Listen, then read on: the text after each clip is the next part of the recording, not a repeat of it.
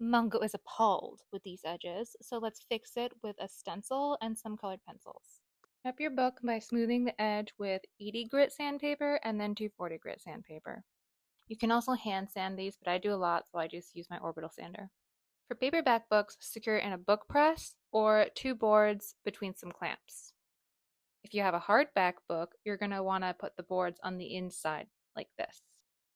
Weed the lines out of the stencil and then use the included transfer tape to transfer the design to the book edge. After I apply the stencil, I'm going to use a nice dark plum color to do the line art. After you color the lines in once, use a brush to get all the dust off from the colored pencils, and then I'm going to go over it again to get really nice concentrated dark lines. You can see that the tip is dull now, so let's sharpen it up before we go over it again. This top part I've gone over twice, and the bottom part only once, so let's see the difference. You can still see like little white bits in the bottom, so it's not going to result as clean a line art, so go over it twice. If you don't want to go over it twice, I suggest just using watered down acrylic paint for the line art step, or you can use a gel pen. That works great too. To remove the stencil, get a vinyl weeding tool and make sure you're holding it parallel to the book edge, not facing down, because you could actually poke into the book edge and like make little dings and divots in it if you do that.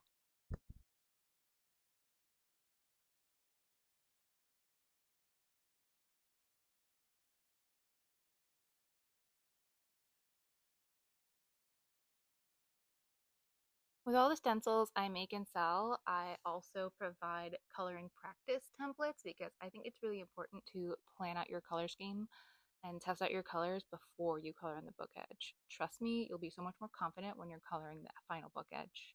First, I'm going to color in the dynamite and crack Karen's tentacles with a fuchsia, a medium purple, and a pale purple.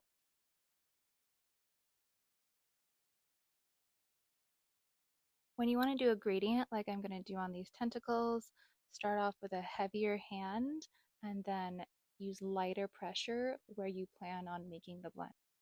Grab your second color and go over the transition area lightly, and then as you're moving up the tentacle, slowly increase the pressure so you can get a darker color and a nice smooth blend.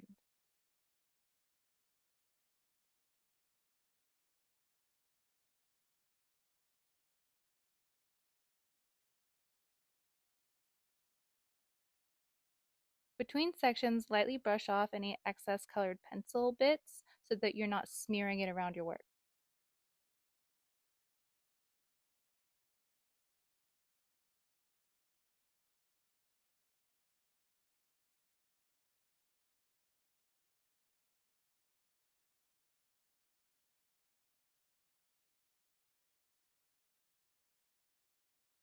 At this point, I decided I want to touch more red, so I added it over the fuchsia area in little accents.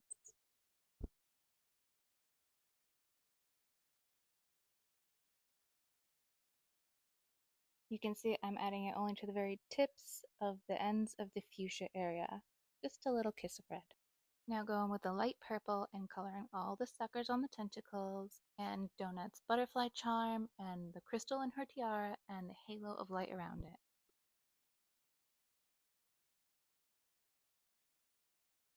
Now grab the medium purple again. This one's actually called royal purple in my set, so it's very suited to our princess. I colored in her tiara, her collar, and I put a little X in the middle of her crystal to give it some dimension. Next I layered mid-violet with jewel purple on top and the underside of the tentacles between the little suckers.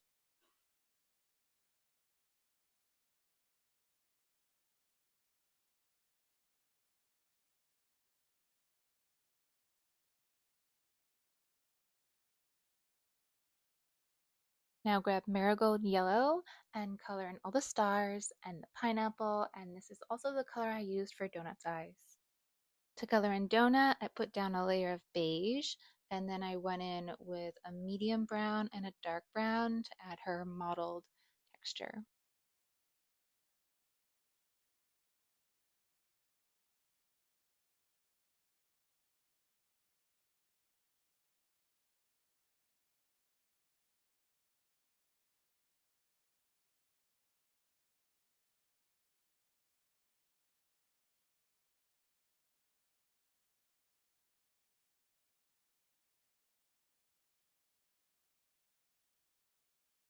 And then I added this coral color to add a light touch of pink to the insides of her ears. For the background gradient, I used this peachy orange, a creamsicle color, and the marigold. I started off on the bottom with this peachy orange coral color, and then I transitioned into the creamsicle. And finally, in the center, I did the marigold.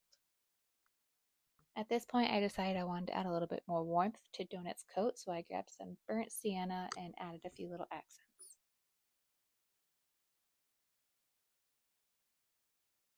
At this point, I should have been done, but I didn't really like the color I used for the liner. I didn't feel it was dark enough, so I grabbed some really dark gel pens that I like to use for line art and went over the colored pencil line art to just give it a little bit more separation and contrast.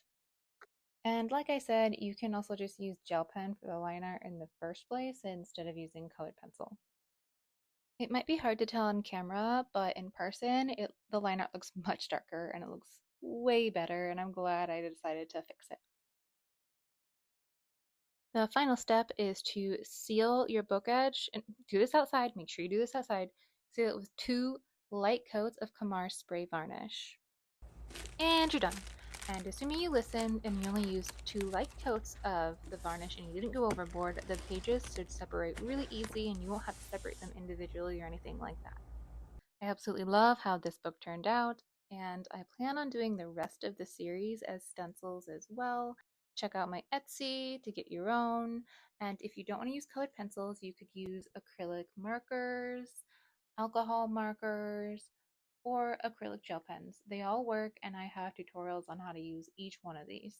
So get out there and color, color, color.